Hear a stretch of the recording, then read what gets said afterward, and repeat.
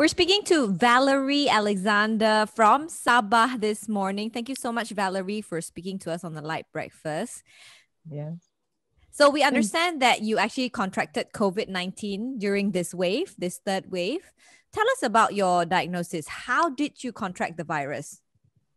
Actually, there's no symptom. Uh, Firstly, it's because I went to the meeting with my client at SSB Kramunsing, and then on the 20th of October, and then on the 30th of October, there's notice from the SSB Kramunsing that the whole building closed due to some infected of COVID. And then my boss sent me to the swab test just for safety purpose because in our office there's a pregnant mom. It's my boss. And then on the 2nd of November, I do the swab test. I done the swab test, and then in the middle of night, the doctor called me. She said, I'm a positive. Wait, that means you just found out today? Not today, on the 2nd November, the same day. Today. October, you mean? No, November. Sorry, October. Because sorry. you said that today is the 2nd of November.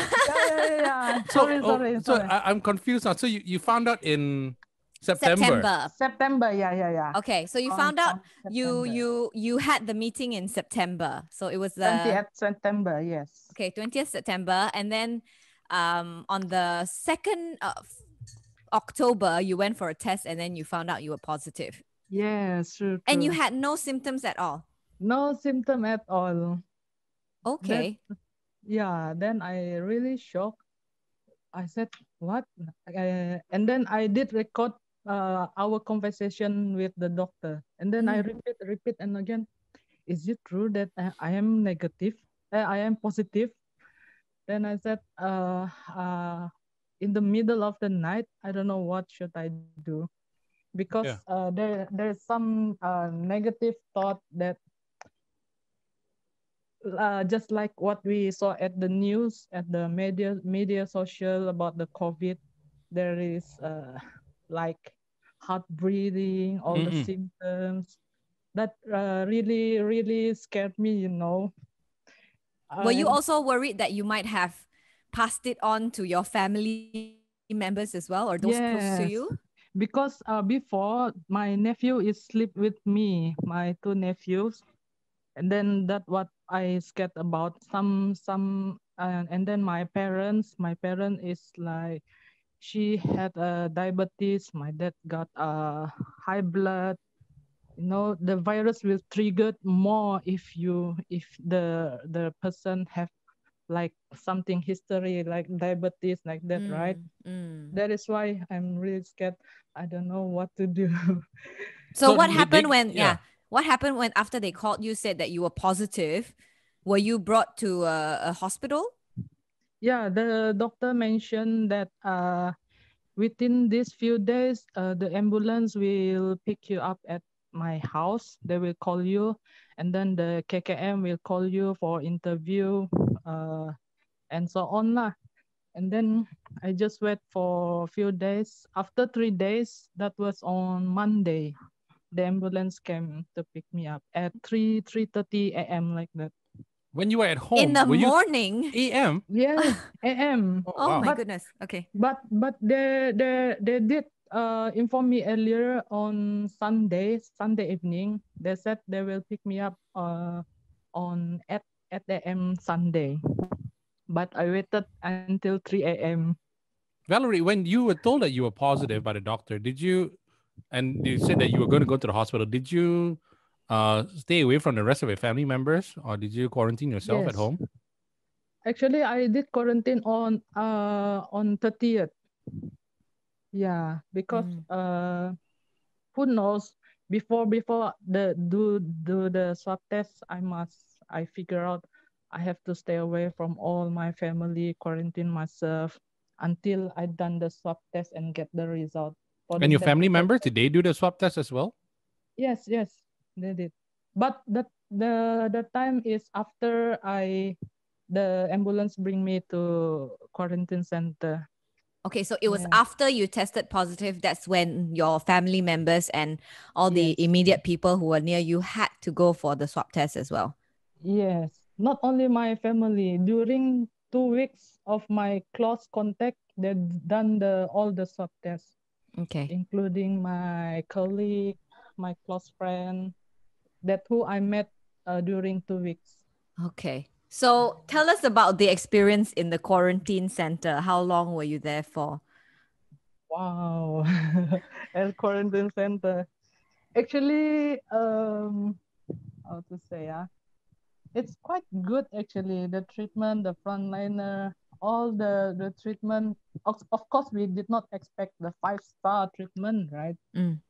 But the food is okay. One day they give breakfast, lunch, dinner, and then the what medication. There's no medication they will give to the patient because there's no symptom at all. They just do the medical checkup in the morning time and evening time, 2 times a day. Yes, and then they will sanitize all the places, all the toilet, all the whole area lah, the whole Mm-mm. area. Yeah, So yeah. for 2 weeks, you were in the quarantine center, but you At experienced no symptoms at all. no, they counted it on before how to From say the first day you were no. tested positive, is it? No. On the first, I test the swab test. Yeah, they counted it, and then after 12 days, the doctor said can discharge already. Can I It's up. ask, like, Yeah. when you got the positive diagnosis, right? You felt nothing, but psychologically, because for us, we're always feeling like if we have fever, oh, we're so worried that we might have COVID and everything. Did you, when you got the diagnosis, did you suddenly go like, oh, maybe I am a bit sick, maybe I am feeling a bit feverish, or I'm getting body aches? Did you ever feel anything? No, actually, there's 2 times. 2 times I feel like the fever attack on and off. But it's like how to say? It's just like after you get rest, you drink enough water, and then you next day I take a bath, and then I just feel okay. Huh. Just like yes, Huh. Okay. there's no medication at all. I just Okay. told the doctor last night I have a fever attack, but I took a rest, drink a lot of water. That's all. And then I wake up, take a bath, okay already. What did the doctor say? They did check my temperature and then my blood pressure. It's all fine. And then he said, if anything, if the fever attack again, just inform us. That's it. Okay. So how long were you in the quarantine center in total? 8 days. 8 days. And then Yes. before they release you, they did another swab test to make sure that you are negative. No, they did not do the swab test. Only the urine, blood test, and X-ray. Ah, okay. All right. Okay. So now do you still need to quarantine yourself or you're back at work? I done my quarantine for 1 month already, including at the quarantine center. Okay. Because when I went back home, the KKM sent the tag, the band tag Oh, the here. pink color Yeah, tag, yeah. is it? Yeah, yeah, yeah. Uh-uh. They send it to me, and then I wear it for another 2 weeks. Yes. Now I'm free after 30th. 30th is my last day wear it. Excuse me, sorry. Bless you. It's okay. But do you still feel fearful? Oh, go, Bel. Yeah. Okay, Yeah, sorry. Do you still fearful about going out now that you've contracted COVID? You're healthy again. You felt like I didn't feel anything. Are you No. confident about going out and about in Sabah? Actually, I accepted that I am a patient of COVID. There's time before the ambulance took me to quarantine center, there's a lot rumors that said, oh, Valerie got positive COVID. Stay away from them, like that. Yeah. It's like I'm the zombie. Don't go to their house, like that. And then the depression and anxiety for during my quarantine is very difficult for me to work on it. And then on the 30th, when I went to KKM to open my tech. First thing that I want to go, I go to salon to cut my hair.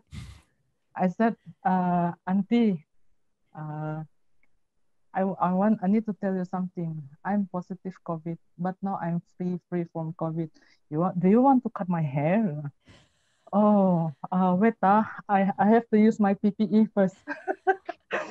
she like refused, and then, but it's okay. Then she just cut my hair just like that. Okay. But what is the real situation? What is the real situation now in Sabah, Valerie? Because I mean, we read so much on social media, we read so much on the news saying that it's so bad there, like everyone has it. People are not really following SOPs. What, in your opinion, you are there right now? Can you tell us the real situation there?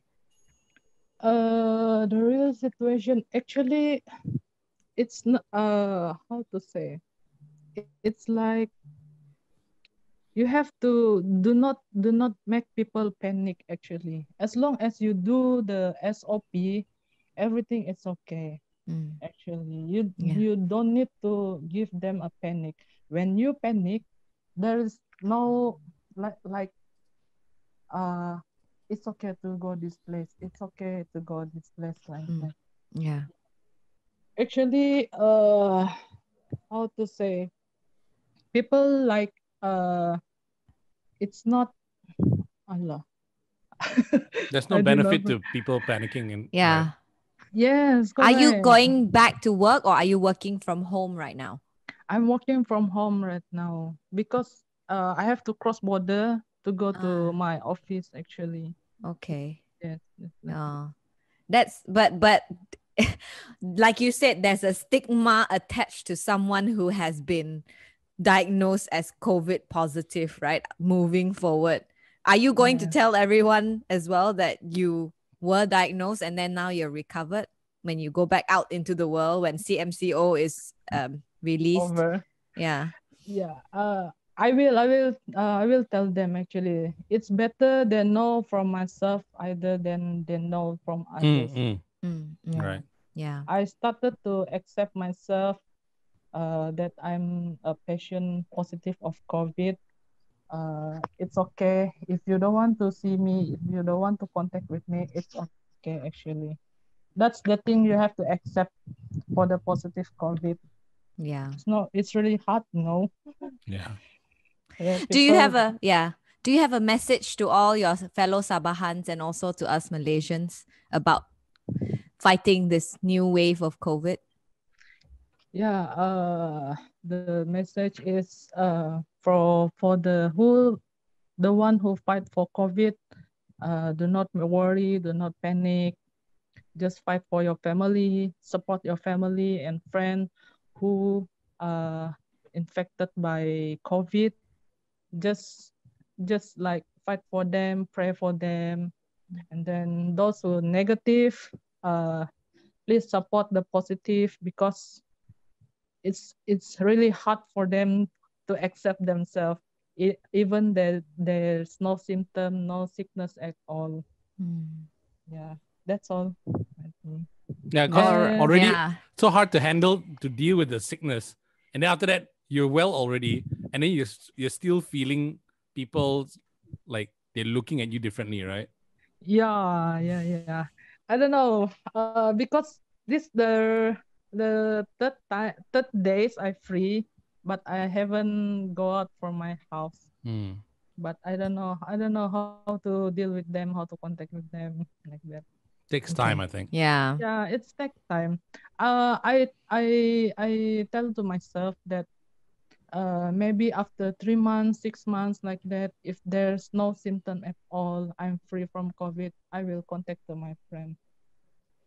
Yeah. 6 months? Are you sure, Valerie, you're gonna Yeah, keep yeah, yeah. yourself away for so long? As long as the people around me, my friend, is can accept myself, it's okay. Six Yeah, if months, they feel I think. comfortable, when they feel Yeah, comfortable. it's for their safety also. It's Mm. okay for me, but for their safety, it's better for me to keep away from myself from them. I remember you said earlier that you because your nephews Mm. sometimes stay over at your place as well. Is it your nephews Yes. or your nieces? Yeah, Yeah, your my nephews, nephews. right? Yeah. Did they get tested? Everyone is Yes, okay from your family? yes. My close friend, my family is all negative. Mm. During the 2 weeks close contact, all negative. I don't know where's where the virus coming from. So you until now you still don't know where you contracted your virus from. Yes, true. I didn't know where did I get it actually. Okay. All right. Well, we're glad that you're okay now. We're with Brian Junior Severinus this morning. Thank you so much, Brian, for speaking to us on the Light Breakfast. You're welcome. My honor. Well, Brian, we heard that you were diagnosed as COVID positive not too long ago. Yeah, How yeah. did you contract the virus? Do you know? From a close contact. Yeah, Okay. basically from a friend lah. Okay. So what My, were some of your symptoms?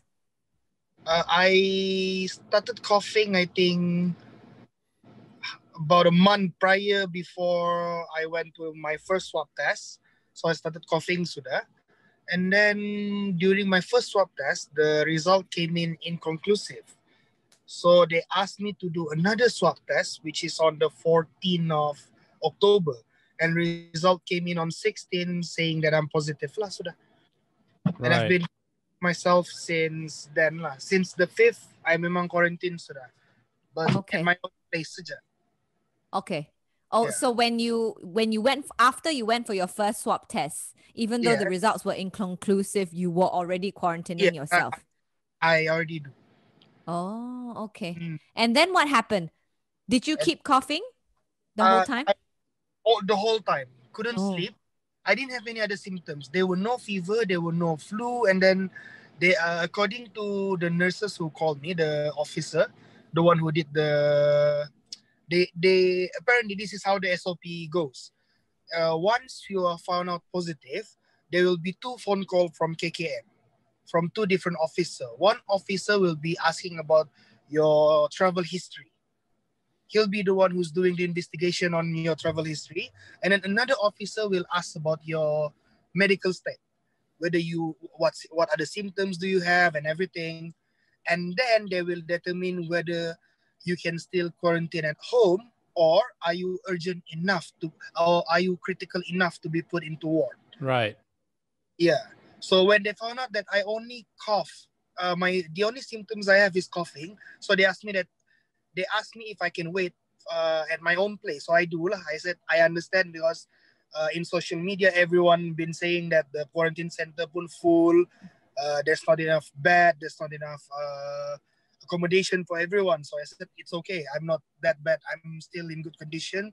So I offered myself to stay at home at first, up until a new quarantine center was open in Penampang, in Dewan Kebudayaan.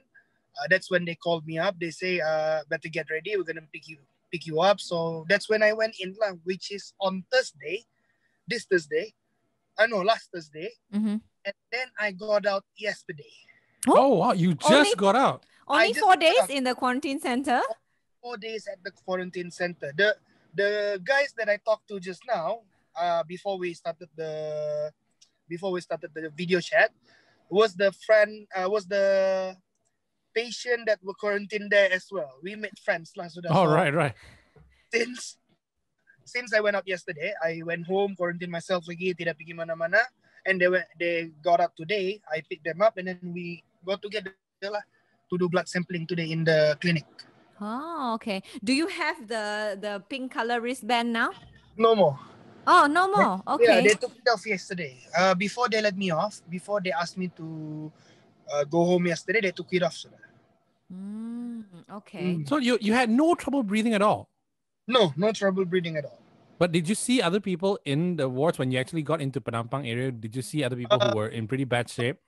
When we were in quarantine center, I was made as the dorm leader. So one of my one of the tasks that were given to me lah kan was to do rounds to look for people yang macam ada trouble breathing lah. So far, luckily lah, so far thanks God, so far since Thursday sampai I got out on Sunday morning, there were no one with that apa ya. Yeah. Right. Because I think the quarantine centers, they only put the people that are in Yes. stage 1 and stage 2, right? True. Because if you are in critical condition, so then memang they will put you in ward directly, which is in the hospital. Yeah. in the hospital. But when you were tested positive, were you worried for your family members or your friends who had close contact with you? I was really worried, and actually, I kind of still feel guilty about some people who got infected after that lah. Because in my office, after I got infected, I went to the office because I didn't know at first. Before the 5th lah. Since I start coughing, I still went to the office. However, due to being stubborn and still going to the office, 2 of my colleagues got infected. So I no. feel guilty about it lah. But how sure are you it's from you? Because they didn't go anywhere. They only went to the office, and both of them are basically one of them is the receptionist, of whom I made most of my job deal with her, and another one is my own assistant. Right. Are they in bad condition, or are they pretty much like you as well? Basically, both of them already went to quarantine center earlier than I do. Oh. They got out and they already started working. Okay. Yeah. How come you went into the quarantine center so late? I think there was some misunderstanding in the name list, because when I first I didn't receive any phone call to do any swab test. I went on my own. So when I'm on my own, I went first to Clinic Luyang. In Clinic Luyang, I registered my name as a resident in Penampang district.